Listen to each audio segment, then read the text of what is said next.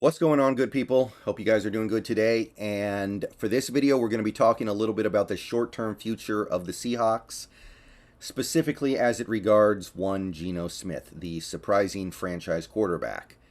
And when you're talking about a franchise quarterback who is about to be a free agent, you end up talking about the franchise tag. Sometimes not the franchise tag, sometimes it's the transition tag, but you're talking about a tag. I made a video a few days ago, and I mentioned the possibility of us trading Geno Smith in the upcoming offseason. Some people asked, well, how can you trade him if he's about to be a free agent? This is how. So let's go over the franchise tag, the transition tag, what it means, why you would do it, why you wouldn't do it, the advantages, the disadvantages, the ways in which you can use it and get the best of both worlds. Excuse me. So let's run it through. And hopefully by the end of this video, you understand just a little bit more about the scenario in front of us, because there are many different things the Seahawks can do in this upcoming offseason, but I do not believe that letting Geno Smith go and getting nothing for it is a realistic possibility. At the very least, if he's going to go somewhere else, you're going to get, even if it's just like a second round pick, you're going to get something. So let's talk about how. All right. What is the NFL franchise tag? Every team gets to use one franchise tag per offseason. A lot of teams don't use it. A lot of teams just say, no, we're not tagging anybody this offseason. But I'd say the average offseason, 6 to 12 teams will use the tag.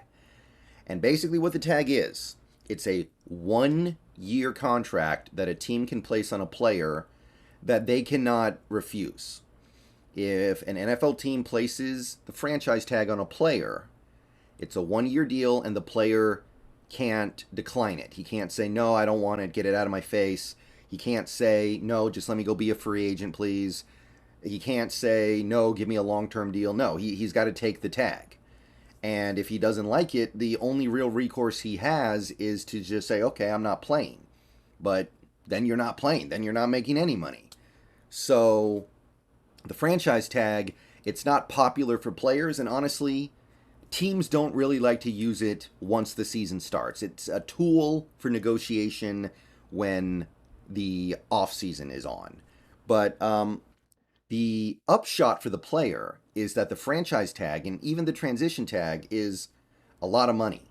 It's basically a 1-year guaranteed large contract that robs you of your long-term security, but at the very least you're getting well paid, and in the meantime you have some window to negotiate a better deal for yourself. So there are two different kinds of franchise tags. You have the exclusive tag and the non-exclusive franchise tag, and the difference is largely summed up in those names.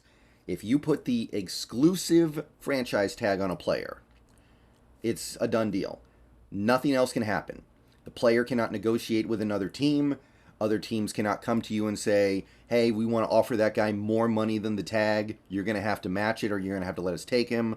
It's done. They're all yours. Lock them up, throw away the key.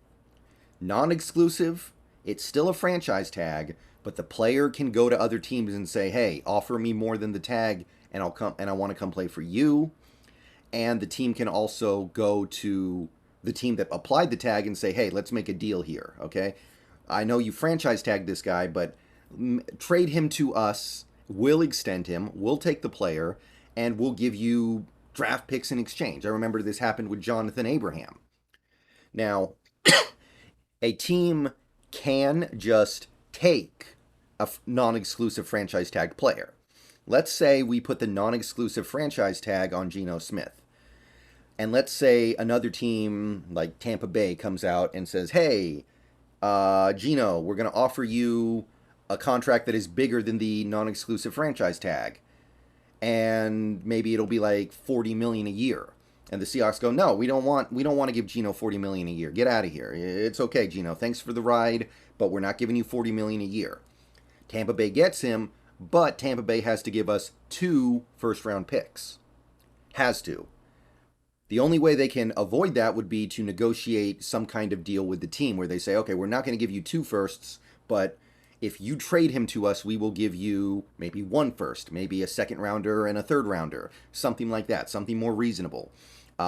First time I can remember this happening when I was really paying attention to stuff was John Abraham of the Jets. I believe he got traded to the Falcons. He got tagged, and then I believe the Falcons traded one first-round pick to the Jets for John Abraham. And this happens not terribly often anymore, but it does happen. Now, that's the franchise tags. The difference, the reason why you would want to do the non-exclusive tag would be because maybe you're looking to potentially trade the player. It's also a lot cheaper.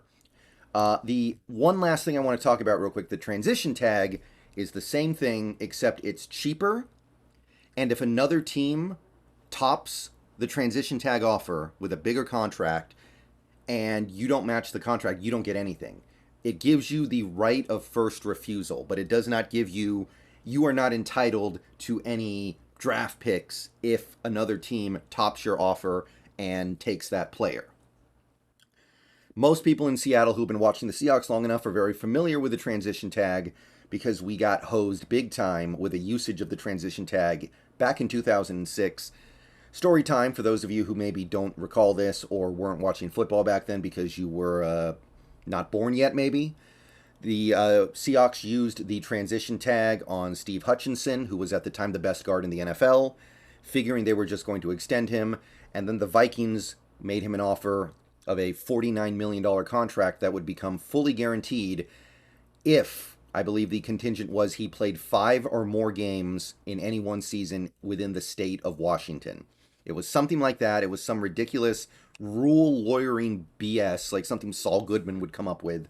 And because of that, we had no choice. We had to let Hutchinson go. We could not top that offer and equal that guarantee. So that's how we lost the best guard in the NFL at the time. But anyway, that's how the rules go. The transition tag is a little bit cheaper, but you are not entitled to draft picks if a team tops the offer. So with that being said, how much do these tags cost? Well, first of all, let me get the exclusive franchise tag out of the way, because the exclusive franchise tag that, again, lock it up, throw away the key on the player, I believe is for a quarterback, which is what we're talking about right now, because we're talking about Geno Smith, over $45 million. 1 year, I believe it's $45.4 million. I looked it up. That's what it would be for Lamar. I believe the same for Wilson. It's basically the average of the top 5 cap hits for quarterbacks in that given year.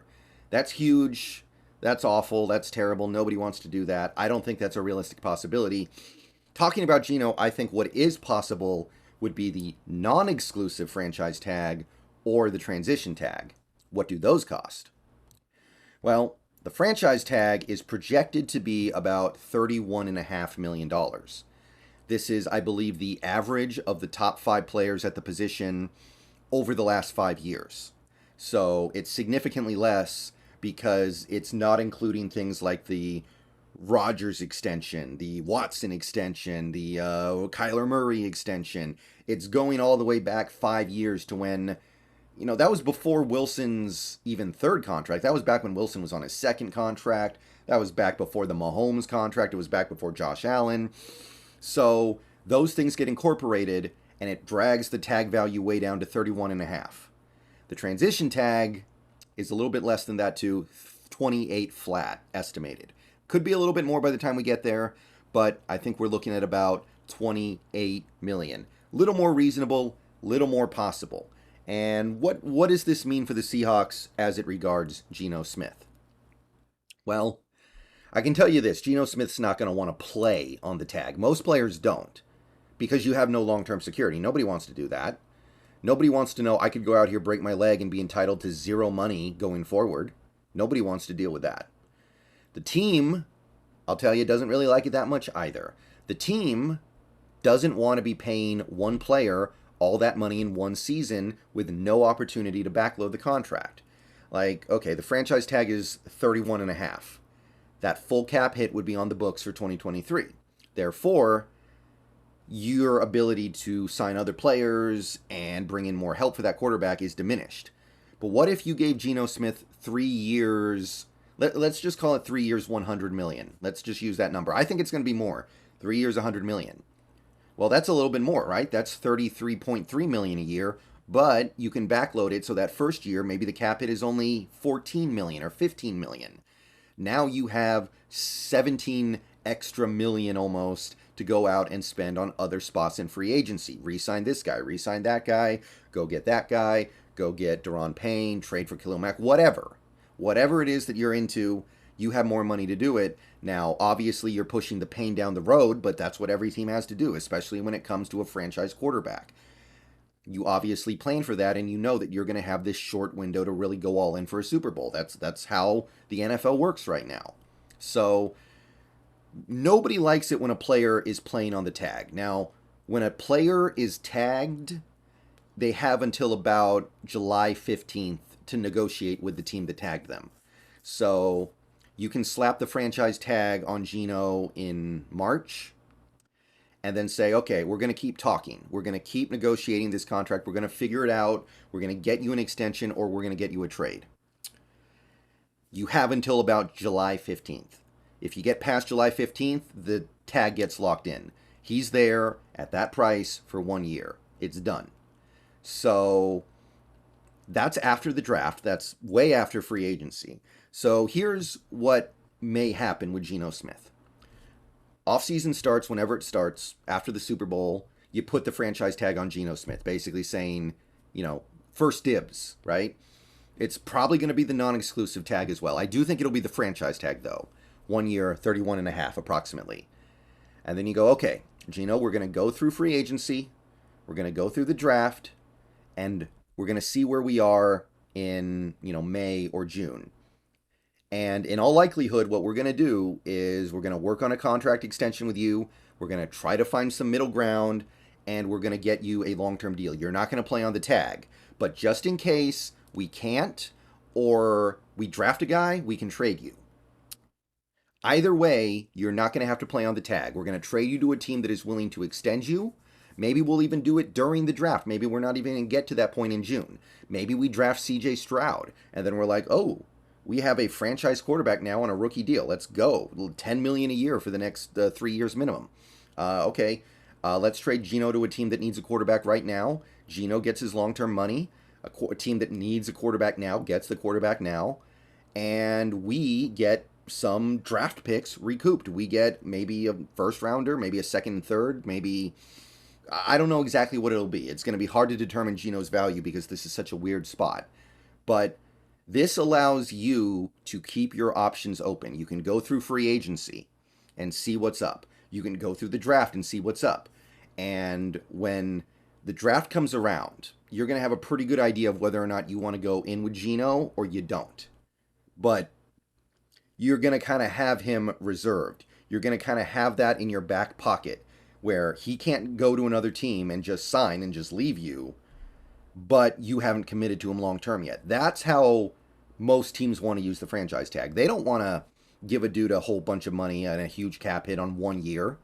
No, they want to backload the contract so they can aggressively pursue a Super Bowl for that window. So that's probably what's going to happen here, I think. I don't think this team is going to immediately fall all over themselves to commit to Geno Smith. They want to see what happens in free agency. They want to see what happens in the draft. Maybe free agency doesn't go the way we want it to and we don't land any significant players and we're looking at our team going into the draft and we're like, this is not a Super Bowl team. Even with Geno playing as good as he did last year, we don't have a good enough defense. We don't have a good enough this or that or whatever. Let's just get Geno to a team that is ready for that. Let's get some picks and let's rebuild around a younger guy. Like I said, C.J. Stroud, Will Levis, even Anthony Richardson, as much as he's not ready yet, he will be at some point. You have those options open to you. But if free agency goes well for you, and then the draft goes well for you, and then you're like, okay, Geno Smith makes us a Super Bowl contender, let's give him that extension now. And Geno Smith is happy because he doesn't have to play on the tag. I can't imagine a scenario where he does end up playing on the tag. It's not good for him. It's not good for the team. One way or the other, he's getting that money. So that's my current take on the situation with Geno. This is how you can use the tag. Just because you use it doesn't mean it's locked in. It only becomes locked in after a certain point in time.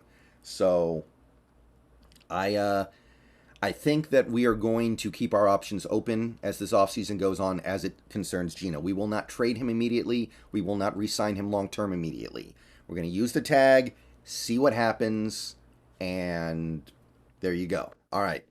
Catch you guys later. Go Hawks.